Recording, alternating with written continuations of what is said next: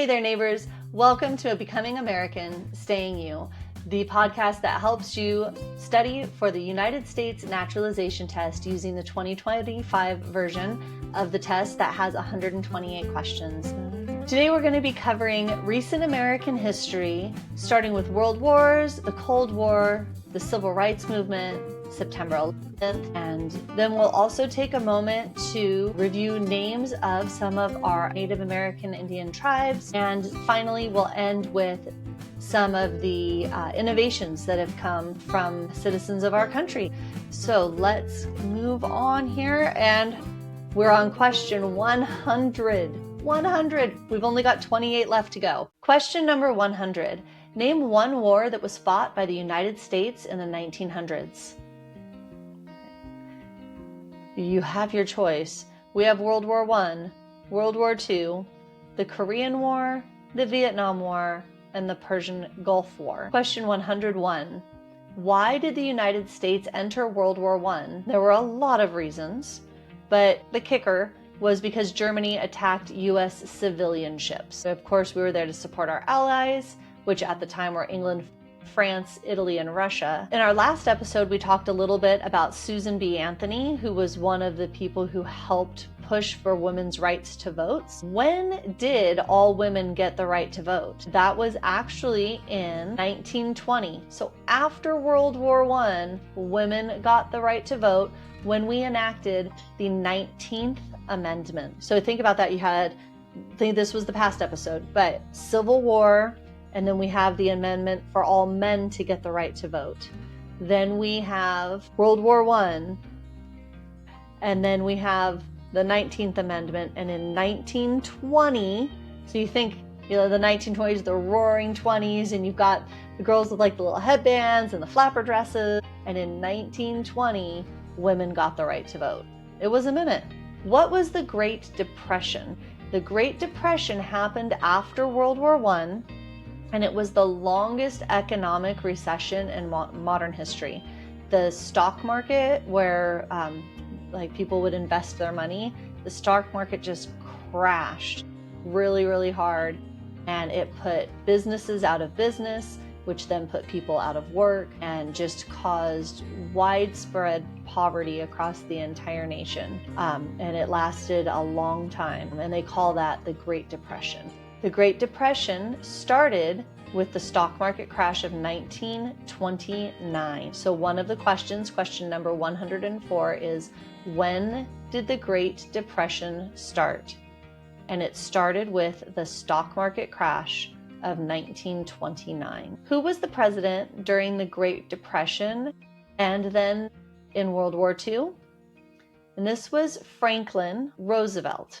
If you've watched the movie or the musical Annie, that's a great story about the, pre-World War II, the Great Depression, a little orphan Annie. She gets adopted by the rich millionaire, and she goes to live in his house. It's a great musical, and there's scenes in that movie where FDR, Franklin Delano Roosevelt, is part of the storyline in that because of his connections with the characters. And that would be a great movie to go watch because that will help you make another connection there. Why did the United States enter World War II? World War II was set off when Japan bombed our naval yards in Pearl Harbor, which is in the island of Oahu in Hawaii. It was a terrible attack. And there's a beautiful memorial there to the sailors who were on those ships, who were still on those ships. And that was what put us into World War II. Also, lots of really good movies about that event to help it give you a visual and help the context stick there a little bit as well. Dwight Eisenhower is famous for many things. He was another president of ours. Name one thing Dwight Eisenhower is famous for. He was our 34th president. He was also a general in the army during World War II. Who was the United States' main rival during the Cold War? And this is back when we had the Soviet Union in place. The answers to this question, you could say Russia, you could say the USSR, or the Soviet Union. During the Cold War, what was the main concern of the United States?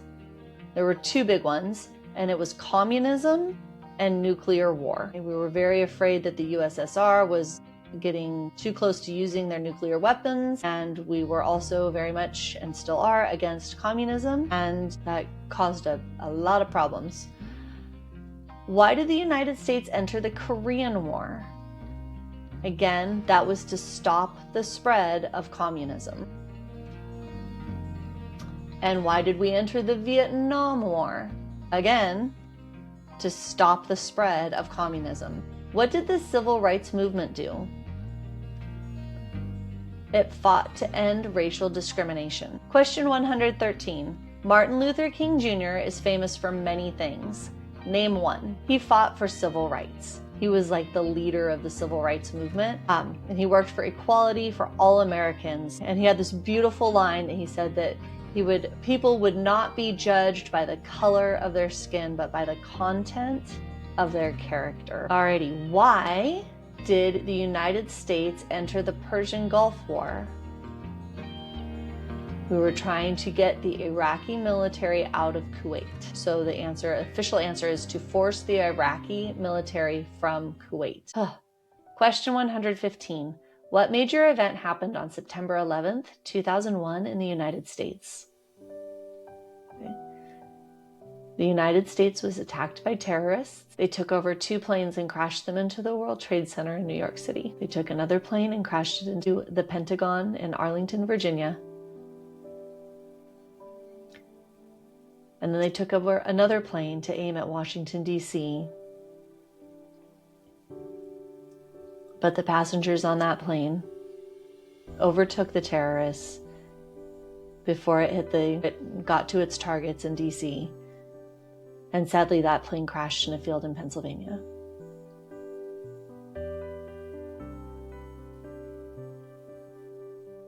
Question 116. Name one U.S. military conflict after the September 11th, 2001 attacks. Sadly, there have been a few. We've had the War on Terror, we've had the war in Afghanistan, and the war in Iraq. Let's take a look at those questions before we go on to our last two, because I think you can see a little bit of a pattern here if we go into some context. So we have the names of all these wars fought in the 1900s. So let's just do this part of the review. Name one war that was fought by the United States in the 1900s. Here we have World War I, World War II, the Korean or the Vietnam War, or the Persian Gulf War. Why did we get into World War I? Because Germany attacked the U.S. civilian ships. So that was World War I. Now, after World War I, we have, when did all women get the right to vote? Okay, that's in 1920, so after World War I. So we have Civil War, fought to get freedom for the slaves. World War I, we're fighting against Germany after World War I. We're in 1920. We've got women get the right to vote. So question 102, when did all women get the right to vote? After World War I. Good job. So that was 1920. So now we're in the 1920s. What was the Great Depression? The Great Depression is when we had the longest economic recession in modern history. So everything was really expensive and nobody had any money. When did the Great Depression start? With the stock market crash in 1929. Who was president during the Great Depression and World War II? Was Franklin Roosevelt. And why did the United States enter World War II? Because of the bombing on Pearl Harbor. Dwight Eisenhower is famous for many things. Name one. Good. He was a general in World War II, and then he became the president. Who was the United States' main rival during the Cold War? Nice. So now we're talking about the Soviet Union and Russia. And you're going to see a theme here with this fight for communism. And I want you to really think about American values and how we were fighting for slavery and freedom for people who were enslaved, and freedom for all of our citizens. And then we see this takeover in communism, and we see what it's doing to people. And you see how much American interest and effort is put toward crushing this system of government that essentially enslaves the entire country that is under that economic system. During the Cold War, what was one of the main concerns of the United States? Right? Of course, it was the worry of nuclear weapons during the Cold War, that Russia had nuclear weapons, but also it was the fight against communism. Why did the United States enter the Korean War? Also, to stop the spread of communism. Why did the United States enter the Vietnam War? Again, to stop the spread of communism. Now, what did the Civil Rights Movement do? The Civil Rights Movement was the fight to end racial discrimination. Even though slavery was no longer an allowed practice, many states still had a very distinct separation between people, anybody who wasn't white. There was forcing into different schools, separate areas of public spaces, separate bathrooms, separate drinking fountains, separate swimming pools, different areas you're allowed to sit on a bus. Those things didn't go away with the Civil War, and there was still a lot of work to be done, even 100 years later. So the Civil Rights Movement was the fight to get rid of all of those racial discrimination components that were left over from that mindset. Martin Luther King Jr. is famous for many things. Name one. Good. Martin Luther King was the leader of the Civil Rights Movement. Okay, he fought for civil rights. All right, why did the United States enter the Persian Gulf War? That one was to force the Iraq military out of Kuwait. And what major event happened on September 11th, 2001 in the United States? And that was when the terrorists attacked the World Trade Center in New York City. Name one U.S. military conflict after September 11th, 2001. And we're going to go with the global war on terror. You could also say the war in Afghanistan or the war in Iraq. All right, a lot of heavy things. And another heavy thing is the history of what happened to the people who were here before Europeans came. Gosh, I mean, we could really get deep into this really quick. And as much as I don't like to get deep because I don't want to go political ever, I mean, if you really look at the reason behind this podcast is to join communities together with people being able to share and express their own personal values and the beautiful things about their culture in a land that has so many different cultures and ideas and values, and us all being able to work together peacefully. We like to think that that's going to be that's our ideal and that's what America's all about, but it's not always how America's been. I mean, let's just say it like it is. You know, there's been a lot of times where violence and fear and misunderstanding and ego have gotten in the way of people being able to live together. And if anything, I would hope that at this point in time, we've all learned from past mistakes and learned what we've been missing when we haven't had the foresight to think to try to work together and build things together and learn from each other and you know, experience the world from each other's points of views, if only for a little while. And you know, there's been so many cultures decimated and lost throughout the process.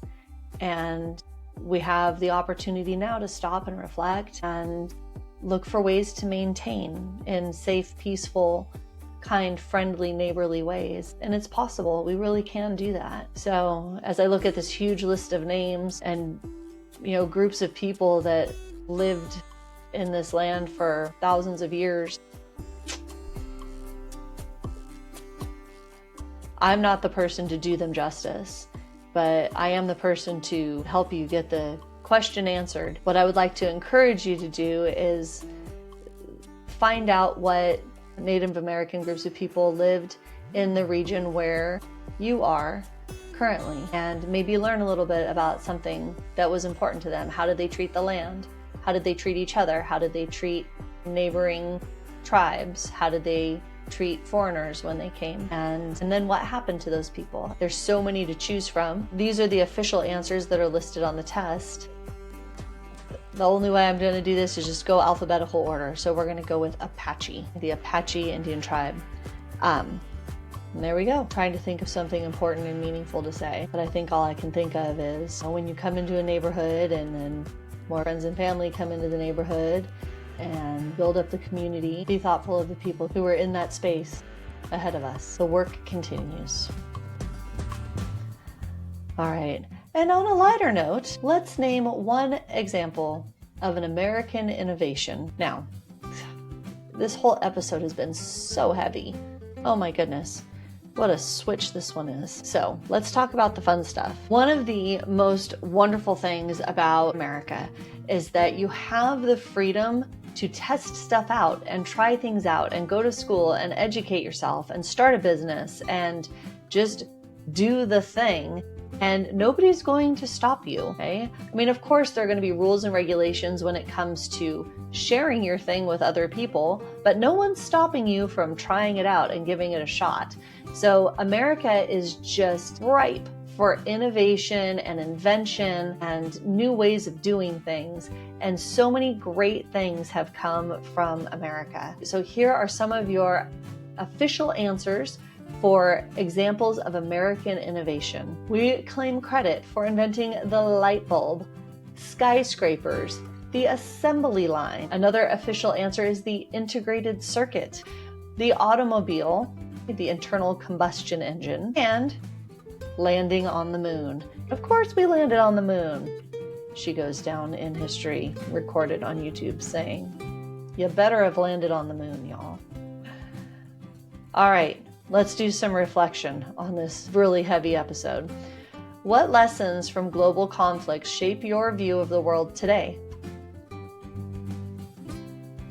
I think that I personally look back on this history of trying to support people from being under communist rule. And I mean, when you're forcing people to produce goods under a system of government, that's slavery. I mean, essentially. And so much of our American history has been about undoing slavery and gathering those equal rights for everyone. The whole concept of communism is just so counter to everything that America stands for. America is all about you get to come here and make your way and get as much done as you can get done. And everybody has the opportunity and everybody has the right to do the work. Okay? Doesn't mean that everybody's going to do that same amount of work, but everybody has the opportunity to do it. And that's what it's about. It's about the opportunity. Some other reflection questions. Why does the civil rights movement still matter? And that still matters because there's still work to be done. There's still mindsets to be shifted. There's still micro, sometimes they're not so micro, systems in place that are really holding people back. There's some pretty big things. Even in California, you would think such a progressive place. There's things that prevent student access from classes based on what language you say your child speaks at home. It could affect the classes that your child's allowed to take in high school. And in my opinion, that is a huge civil rights violation. If you'd like more information about that, throw me something in the comments and we can talk about it. And then here's a fun one. What American innovation has most profoundly changed your daily life? I know what mine is, but I'm using it to record this episode, so I can't show you. But yeah, like what other country invented the iPhone? I mean, come on, right? Like where would we be without our touchscreen phones? All right, my friends. Thank you so much for sticking with us. We have made it through the American history, recent American history section. That was a lot. Every country has its history, and this is part of ours. So go back and study, get comfortable with the answers, speak the answers, so that when it's time, you're ready to pass the test. But please remember, always keep your roots. You're bringing your unique experiences to this great nation, and we're going to make it better. See you next time.